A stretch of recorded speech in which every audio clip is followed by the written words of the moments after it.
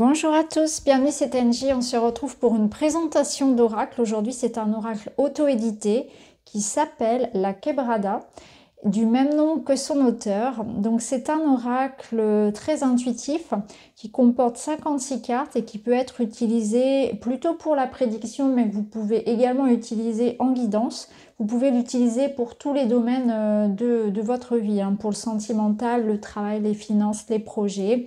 Peu importe, c'est vrai qu'il va être plutôt, je dirais, vraiment pour prédire, pour de la divination, pour de la voyance pure.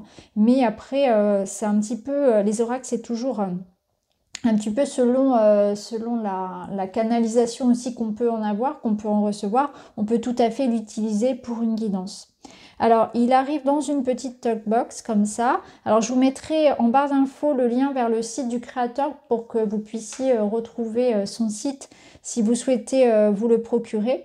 Donc, il a été créé par la Quebrada, donc c'est son nom d'artiste. C'est un illustrateur graphiste qui a toujours baigné dans l'univers de l'ésotérisme. Et puis, il a, au fil du temps, en fait, canalisé chacune des illustrations. Donc, c'est un oracle qui a été créé en plusieurs temps, hein, qui a pris, c'est une forme comment dire, de finalité finalement de l'éveil du créateur, hein, de tout ce qu'il a pu canaliser en tout cas sur une certaine durée. Donc l'oracle La Quebrada est le support idéal pour un médium, mais aussi pour une personne s'initiant à l'art de la cartomancie et désirant développer son intuition et sa force spirituelle. Son design moderne et la forte symbolique des illustrations apportent une dimension intuitive et dynamique, faisant de cet oracle un parfait support de divination. Donc il convient très très bien aux débutants. Vous allez le voir, on a vraiment à chaque fois des illustrations qui sont très intuitives et qui vont parler directement. Donc sur chacune des cartes, vous avez le titre, le mot-clé, donc en français et en anglais pour chacune. Le livret est également en français et en anglais. Alors dans le livret, vous retrouvez donc quelques conseils pour vous approprier le jeu, pour lui donner votre énergie. Vous avez ensuite 3 tirages. Donc vous avez un tirage à 3 cartes pour une réponse précise. Vous avez un tirage en ligne à 7 cartes, passé, présent, futur, un tirage en croix. Et ensuite, pour chacune des cartes, vous retrouvez donc le numéro.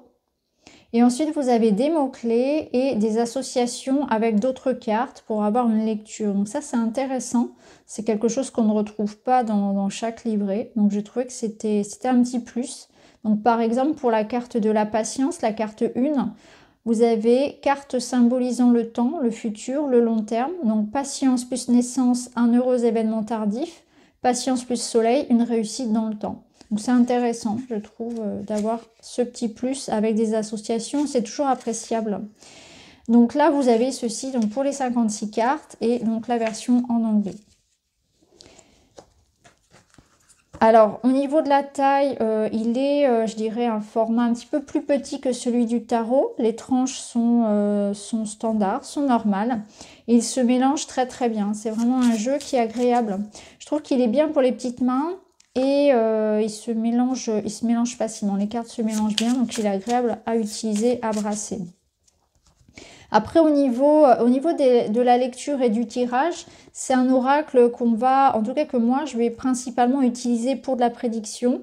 Mais voilà, après, chacun peut l'utiliser un petit peu à sa façon. C'est ça qui est intéressant justement avec les oracles, c'est que on peut les utiliser de la manière dont on souhaite et on peut vraiment les adapter à des tirages qui sont normalement adressés à du tarot également. On peut vraiment ici suivre son intuition.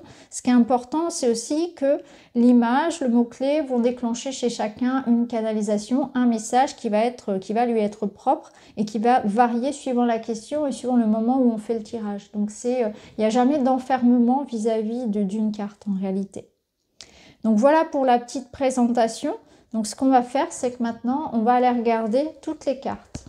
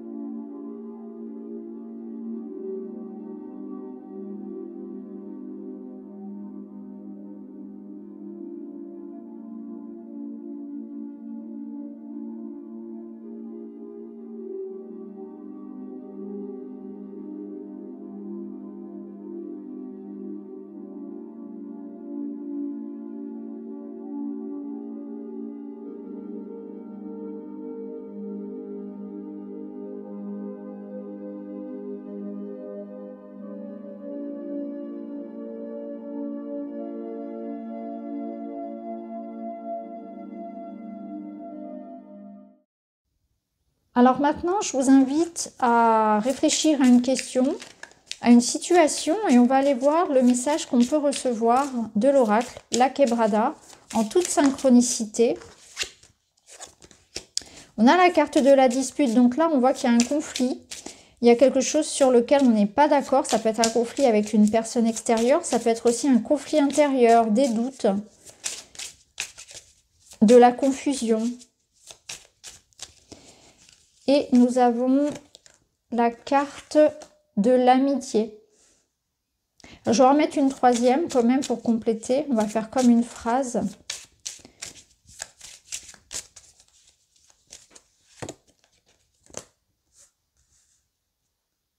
Ok. Et en dos, on a l'union. Donc là, on voit qu'il y a la possibilité de régler un conflit.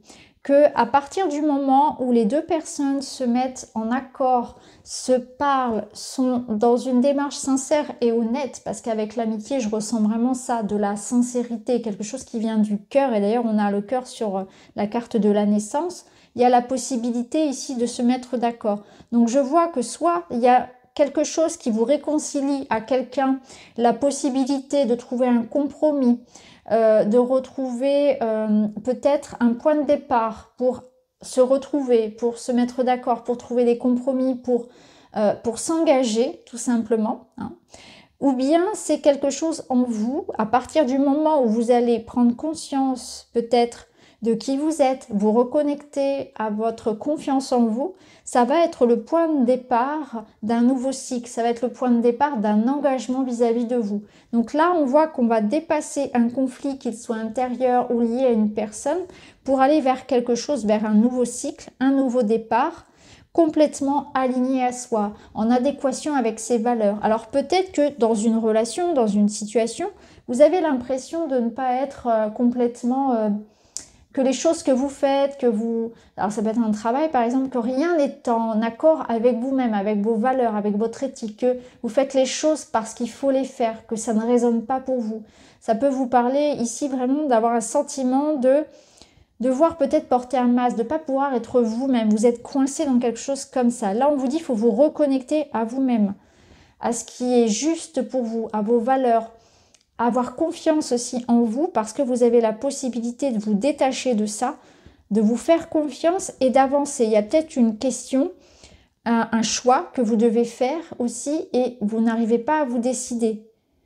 Vous n'arrivez pas à avancer. Et là, le point de départ pour vous sortir de cette situation, ça va être de vous reconnecter à ça, à votre confiance en vous et à vos propres valeurs, à vos racines, à ce qui fait ce que vous êtes, votre personnalité, sans aller se noyer dans celle des autres, sans aller faire les choses pour plaire, pour entrer dans le moule, etc. Après, ça peut concerner une personne qui est face à vous, et là, on vous dit que ça va être important, finalement, de prioriser ce que vous aimez chez l'autre, de prioriser l'ouverture de cœur, la bienveillance, l'assertivité, le fait de se mettre à la place de l'autre et de maintenir ce lien d'amour et d'amitié, de confiance, ici de renforcer cette confiance à quelqu'un pour créer quelque chose. Donc là, on part sur de la réconciliation, quelque chose où il est permis finalement d'aboutir à un oui, à un accord, à un engagement, à une espèce de fusion avec l'autre ou à des retrouvailles. On repart sur quelque chose de neuf, basé sur de la sincérité. Donc là, c'est l'appel du cœur, l'appel à l'ouverture du cœur pour aller se réconcilier avec quelqu'un. Peut-être voilà, être dans une forme de flexibilité, d'adaptation et se souvenir du lien qui est là et nourrir ce lien, vraiment. Et ce lien, cette union doit se baser sur un fondement vraiment lié à ça, lié à la confiance l'un envers l'autre, donc à la sincérité, à la loyauté. Donc voilà ce que je pouvais par exemple vous donner comme exemple de tirage. Bien sûr, ça peut être, vous pouvez avoir votre propre interprétation, hein, c'est vraiment très subjectif finalement. Donc je vous laisse après vous faire votre propre avis sur la question. Donc en tout cas, j'espère que la présentation vous a plu. N'hésitez pas à aller voir en barre d'infos si vous souhaitez en savoir plus sur le créateur et puis obtenir, voilà, acheter l'oracle. Je vous embrasse et je vous retrouve très vite.